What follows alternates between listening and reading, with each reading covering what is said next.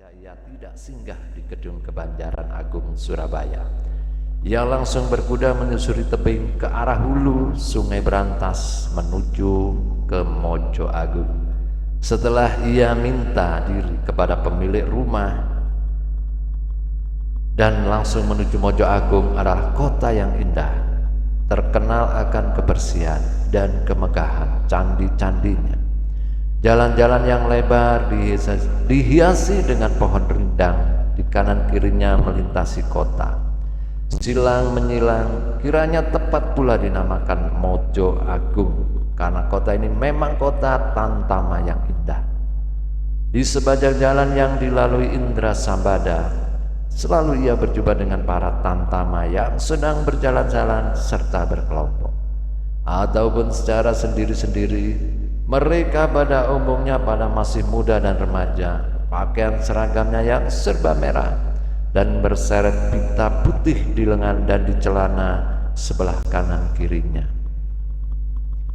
Membuat resah dipandangnya ada pula yang berpakaian seragam hijau dengan bercoret putih dan di pinggangnya tergantung sebuah pedang, ikat kepalanya pita dari sutra putih selebar 3 jari. Sungguh membanggakan bagi yang melihatnya. Dalam hatinya Indra Sambada memuji akan kegagahan para tamtama kerajaan itu. Andaikan kelak ia dapat memimpin tamtama yang sedemikian perkasa, alangkah bahagianya guman Raden Sambada. Demikian suara batinnya setelah Indra Sambada tiba di alun-alun. Ia langsung menuju ke tempat penambatan kuda untuk kemudian berjalan kaki ke arah istana Senopaten. Kini ia telah sampai di depan pura pintu gerbang yang sangat megah. Di depan pura kanan kiri terdiri tegak bagaikan patung. 2 tamtama dengan pedang terhunus digenggam erat-erat lurus ke muka, melekat pada badan dengan mata tajamnya ke muka. Dari jauh terlihat di atas pura pintu gerbang patung-patung alap-alap yang sedang membentangkan sayapnya. Sebagai lambang keagungan gelar, alap-alap ing ayuda, setelah Indra Sambada memberi hormat kepada tamtama pengawal, ia memasuki pintu gerbang dan menuju balai pengawal. 2 orang tamtama pengawal bangkit berdiri dan menyambut kedatangan seorang tamu yang masih asing baginya. Mereka mempersilahkan Indra Sambada masuk ke dalam balai pengawalan dan dengan wajah yang bersungguh-sungguh menanyakan maksud kedatangan Andika. Keris pusaka Indra Sambada tidak ketinggalan dalam pengawasan pengawal pula. Untuk menemani peraturan yang berlaku sebagai seorang tamu yang tidak dikenalnya, maka keris pusaka dimintanya untuk ditinggalkan di balai pengawalan. Pada waktu Indra Sambada akan menghadap sang senopati, setelah diterangkan bahwa kedatangan Indra Sambada adalah sebagai utusan dari Bupati Karyalaga, Empu Istana merangkap penggawa Nata Praja di Kebanjaran Agung Bondowoso dan akan mengaturkan surat ke hadapannya. Pribadi Gusti Hadra Banendra Manggala Yuda dengan disertai bukti menunjukkan suratnya, maka seorang pengawal segera meninggalkan balai pengawalan untuk menghadap pada sang senopati. Tidak lama kemudian tamtama kembali dan mempersilahkan Indra Sambada menghadap ke hadapan sang senopati perang yang sedang duduk di ruang Pandaba, tempat penerimaan tamu. Beliau duduk di atas permadani yang sangat indah dan didampingi oleh pembantu pribadi Bupati Anom. Tumenggung Tamtama Sunata dengan jalan berjongkok, Indra Sambada memasuki ruang pendapa yang lebar itu.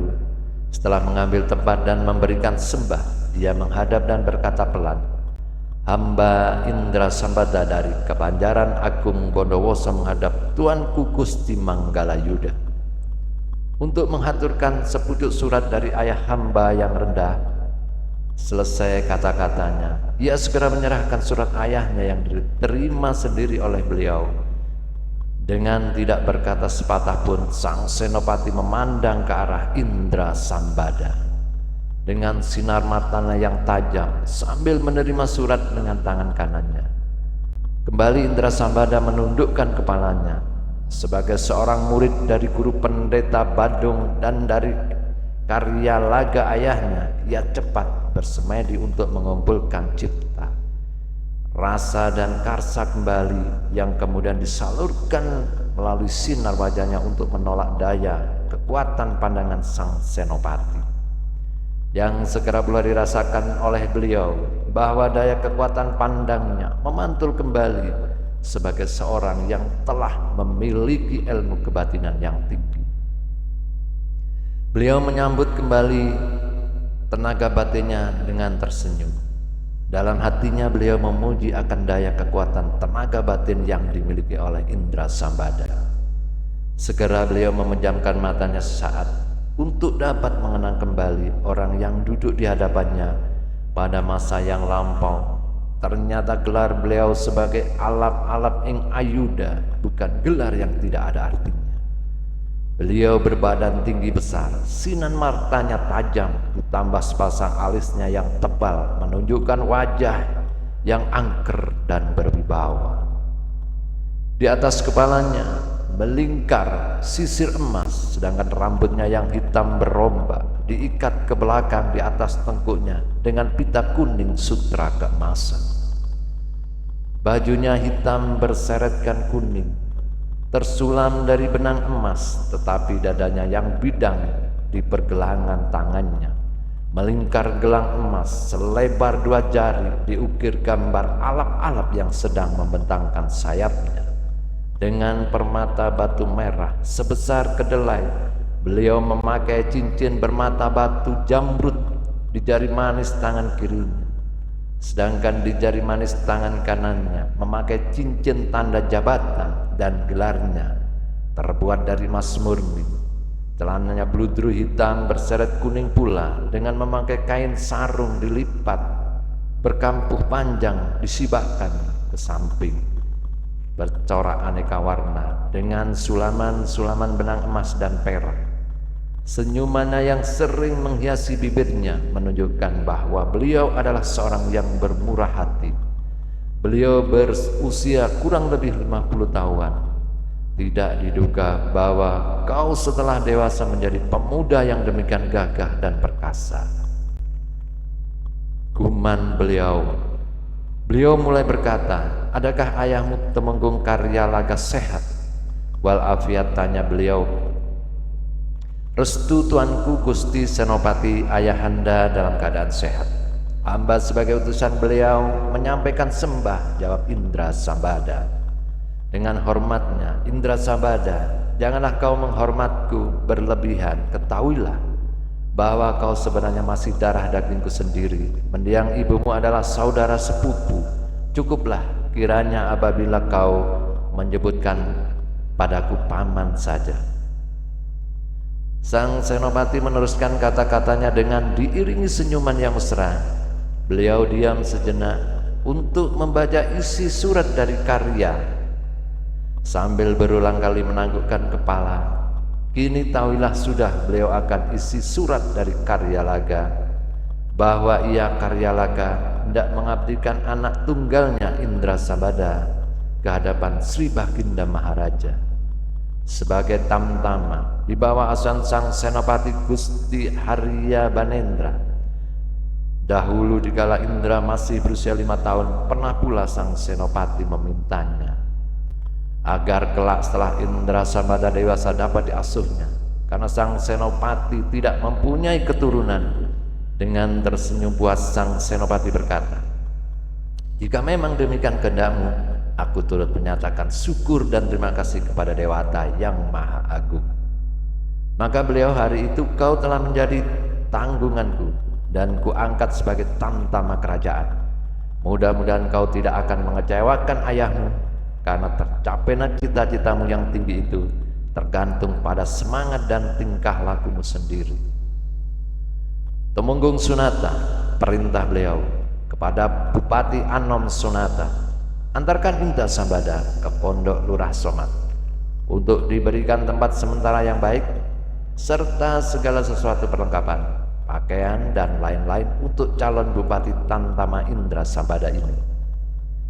Dan terangkan bahwa jabatan calon Tumenggung Indrasambada adalah sementara sebagai pembantu pribadiku. Besok pagi saya akan berkenan memeriksa sendiri. Oh iya, kuharap kau berdua menjadi sepasang pembantuku yang baik. Demikian ucapan kata-kata sang senopati yang tegas dan jelas pada Tumenggung Sunata. Baik Tuanku Senopati, segera hamba akan laksanakan sebaik-baiknya semua titah Gusti Senopati, jawab Sunata pendek. Namun demikian, sebagai Bupati Anom Tamtama merasa tidak puas akan keputusan pengangkatan Indrasambada itu. Ia tidak dapat mengerti mengapa Indrasambada yang baru saja datang menghadap lalu diangkatnya menjadi calon Bupati Tamtama, sedangkan ia sendiri untuk mencapai pangkat Bupati Anom Tamtama saja harus ditempuhnya bertahun-tahun dengan jerih payah dan berbagai macam ujian. Sungguh kebijaksanaan ini adalah yang tidak adil, pikir Sonata. Dan pula 3 tahun ia telah menjadi pembantu pribadi sang Senopati Manggalayuda Gusti Harya Banendra. Tetapi baru sekarang inilah ia menghadap suatu peristiwa yang demikian janggal. Adakah Indrasambada mempunyai kepadan ilmu Kridayuda yang tinggi? Jika yang hanya didasarkan karena Indrasambada adalah masih mempunyai darah bangsawan yang berhubungan erat sebagai keluarga dengan Senopati saja, hal ini tidak dapat dibenarkan. Bukankah ia Sonata yang mempunyai darah bangsawan dari keturunan Singosari? Apabila didasarkan keahlian dalam ilmu Kridayuda, mengapa tidak diuji terlebih dahulu untuk membuktikannya? Tumenggung Raden Sunata, Bupati Anom Tamtama ini mempunyai wajah yang tampan. Ia berusia lebih 20 tahunan. Dari sikapnya kelihatannya bahwa ia adalah seorang yang tangkas, perawakan tubuh tinggi, langsing berisi. Ia memakai pakaian seragam Tamtama, lengkap dengan tanda pangkatnya sebagai Bupati Anom Tamtama. Pakaiannya berseret kuning emas, di atas dasar warna merah. Ikat kepalanya pun kuning sutra keemasan. Dalam berpakaian ia sangat rapi. Setelah mengaturkan sembahnya, ia sekarang mengundurkan diri dengan mempersilakan Indrasambada untuk mengikutinya. Senyum mengejek menyertai ajakannya. Indrasambada segera mengaturkan sembah sebagai tanda rasa hormat untuk mohon diri kepada sang Senopati Indrasambada. Indrasambada, hari ini sebaiknya kau beristirahat dulu dan besok pagi datanglah menghadap kepadaku bersama Tumenggung Sonata. Ketahuilah bahwa 100 hari lagi saya akan mengadakan perlombaan kemahiran dalam Kridayuda di kalangan seluruh Tamtama atas perintah Tuanku Gusti Mangkubumi Sang Patih Gajah Mada. Pada kesempatan ini hendaknya jangan nanti kau sia-siakan titah Gusti. Pamanku akan kami junjung tinggi. Berdua mereka berjalan menuju ke pintu gerbang keluar. Setelah mana Indrasambada mengambil keris pusaka dahulu di balai pengawalan, mereka masing-masing berkuda berdampingan menuju tempat Lurah Somat yang tidak berapa jauh letaknya dari istana Senopatian. Somat adalah lurah Tamtama yang diserai tugas untuk mengurus segala sesuatu perlengkapan Tamtama, termasuk pakaian, makanan, perumahan, dan lain sebagainya. Dia dahulu adalah lurah Demang, desa biasa dari sebuah desa yang di Ponorogo. Pada waktu sang Senopati bersama pasukannya yang berjumlah lebih dari 1000 orang pulang dari 9 negeri kerajaan Malaka, kembali melalui Bandar Pacitan dan kehabisan perbekalan, Demang Lurah Somat menyerahkan semua milik pribadinya dan lain-lain hasil bumi, bahkan rumah-rumah miliknya diserahkan pula guna keperluan para Tamtama untuk berkemah. Rakyat desanya diserahkan untuk membantu memasak agar dapat menghidangkan makanan yang lezat guna menyambut kembalinya para tamtama kerajaan yang dipimpin oleh sang senopati sendiri. Atas jasa-jasa itu, Pak Lurah Somad diangkat menjadi Lurah Tamtama. Dengan tegas mengurus semua perlengkapan tamtama. Sebagai kepala rumah tangga, ia dahulu kaya raya bukan karena hanya menjadi lurah desa saja, tetapi sesungguhnya ia menjadi kepala rampok di daerah Ponorogo yang disegani dan ditakuti oleh rakyat sekitarnya. Setelah ia merasa lanjut usia, maka ia insaf menyerahkan harta bendanya untuk kepentingan tamtama kerajaan. Dengan pengharapan secara tidak langsung ia akan mendapatkan perlindungan untuk selanjutnya. Lurah Somad sebenarnya buta huruf untuk mendampingi pekerjaannya. Selain orang-orang pegawai bawahan adalah istrinya sendiri yang masih sangat muda belia dan cantik pula parasnya. Istrinya Ki Lurah Somad pandai pula dalam surat menyurat. Temenggung Raden Sonata yang selalu diliputi perasaan-perasaan kecewa akan tindak kebijaksanaan sang senopati, kini timbul pemikiran keangkuhan untuk menguji sendiri akan kesaktian Indra Sambada. "Hai Temenggung Indra," katanya dengan memalingkan kepala ke arahnya. Indra Sambada disertai ketawa ejekannya. "Hadiah pangkat calon bupati Tamtama yang baru kau terima, kurasa tidak sesuai dengan corak wajahmu yang kelihatan seperti pemuda desa itu. Jika aku yang menjadi engkau, lebih baik ku tolak dan ku serahkan kembali agar nama kebesaran dari Gusti Senopati kita tidak suram karenanya. Kini kurasa belum terlambat untuk kau menolaknya. Daripada kau akan mengalami kegagalan nanti yang memalukan." Indra Sambada yang mendengarkan kata-kata Sonata dengan penuh penghinaan tadi untuk sesaat tidak dapat menahan amarahnya yang segera meluap, akan tetapi ia selalu ingat kembali kepada petuah dan pesan-pesan ayah setelah guru pendetanya bahwa harus selalu bersikap merendahkan diri dengan menahan kemarahan. Ia menjawab sambil tersenyum yang dipaksakan, "Kukira hal itu adalah urusan saya pribadi dan bukan pada tempatnya saudara Temenggung Sonata mempersoalkan pula akan kebijaksanaan keputusan Tuanku Gusti Senopati." Jawaban yang wajar itu diterima oleh Sonata sebagai tantangan. Sesungguhnya Indra Sambada tidak bermaksud sama sekali untuk menyakitkan hatinya. Dengan nada penuh kemarahan yang disertai hinaan, Sonata berkata, "Indra, tutup mulutmu. Jika kau tidak mau mendengarkan nasihatku, aku Sonata mempunyai pangkat Bupati Anom Tamtama dengan sebutan Temenggung, bukan karena diberi belas kasihan, tetapi karena kesanggupanku untuk menaklukkan siapa saja yang kuanggap lawan. Orang berpangkat sejajarku, apalagi bawahanku, belum pernah berani melawan kata-kata. Kau masih seorang calon yang di mataku belum mempunyai hak akan perintah atas diriku. Ini ternyata sudah berlagak congkak. Jika kau memang seorang laki-laki jantan, marilah kita menguji dahulu akan kekuatan kita. Jika kamu takut dan jerih melihatku, sekalipun kelak pangkatmu sebagai bupati, tidak aku di bawah perintah seorang desa pengecut." Kata-kata yang penuh penghinaan ini tidak dapat ditekan demikian saja oleh Indra Sambada. Sebagai seorang yang masih muda usianya, rasa kemarahan yang ditahan-tahan akan meledak, melebur keluar pula. Tetapi Indra Sambada masih sempat pula memikirkan dengan sadar perlu atau tidaknya tantangan ini dilayani. "Temenggung Sonata, terserahlah bagaimana kehendakmu. Aku akan melayani sekedar untuk memuaskan hatimu," saut Indra Sambada dengan tenang. "Hahaha, hai orang desa Dunggu, ikutilah aku segera," perintah Sonata kepadanya dengan disertai cambukan ke tubuh kudanya untuk mempercepat larinya. Dan kemudian disusul oleh Indra Sambada, mereka berkuda menuju lapangan luas di belakang asrama.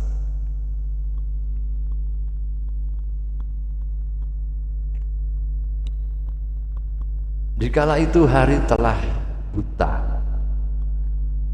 Matahari baru saja lenyap dari cakrawala. Jalan yang menuju ke arah lapangan di belakang tembok asrama sangat sunyi. Setelah sampai di belakang tadi, Sonata segera meloncat turun dari kudanya dan langsung berjalan menuju ke tengah-tengah lapangan. Indra Sambada mengikuti apa yang diperbuatnya. Mereka kini sudah berhadap-hadapan.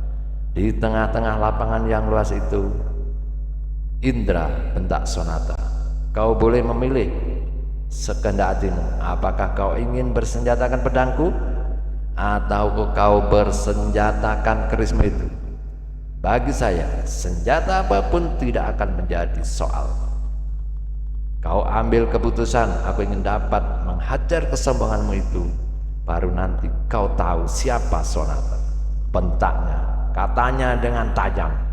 "Sabarlah dahulu, saudara Temenggung Sonata. Hendaknya kita cari pula manfaat dari perkelahian ini untuk kepentingan bersama. Saya mempunyai suatu syarat. Apabila kau menyetujuinya, seandainya saya menang, maka kau menjadi sahabat karibku dengan kemurnian hatimu." Indra Sambada menanyakan tantangan tadi dengan tenang sekali, bahkan penuh penghargaan. Supaya katakannya tidak dapat mengisapkan Sonata, ia tetap pada pendiriannya bahwa ia tidak menghendaki akan terjadinya permusuhan. Tapi sebaliknya ia menginginkan persahabatan dengan Sonata. Tetapi karena Sonata telah sampai pada puncak kemarahannya, ia menyahut dengan suara yang lantang, "Masih berani juga kau menunjukkan kesombonganmu? Ketahuilah bahwa aku tidak hanya menerima syaratmu yang kau ajukan, tapi aku akan berguru kepadamu apabila aku kalah." Dengan sombongnya Sonata kepada Raden Sambada. Demikian Sonata menjawab dengan penuh keyakinan bahwa ia di dalam waktu singkat tentu dapat mengalahkan Indra Sambada. "Tetapi jangan kau nanti tidak kuat menerima pukulanku. Kau akan kukubur supaya hilang jejakmu semua." Dengan sombongnya Sonata berkata. Dengan sungguh-sungguh dan penuh rasa kebencian, ia kini bukan hanya bermaksud untuk menundukkan Indra Sambada, tetapi bermaksud pula untuk membunuh benar-benar karena rasa kebenciannya yang telah meluap. Dengan tidak memberitahukan lebih dahulu, ia telah melancarkan serangannya dengan tinju yang bertubi-tubi. Serangan Sonata berkelebat-kelebat seperti bayangan, dan Raden Sambada menangkis ke kanan kiri, berkelebat pula seperti kilat menyambar. Tiba-tiba ia telah diduga oleh Indra Sambada. Lebih dahulu dengan diam diri ia telah pula memusatkan kekuatan batinnya untuk disalurkan ke seluruh tubuhnya. Ia tidak mau menyalurkan pemusatan kekuatan kedatangan kanannya untuk menyambut serangan tinjunya Sonata, karena ia masih ingin mengukur kekuatan lawannya lebih dahulu. Ternyata Sonata hanya mengandalkan akan ketangkasan dan gerakan. Raden Sambada ingin mengetahui kekuatan yang ada di Raden Sonata.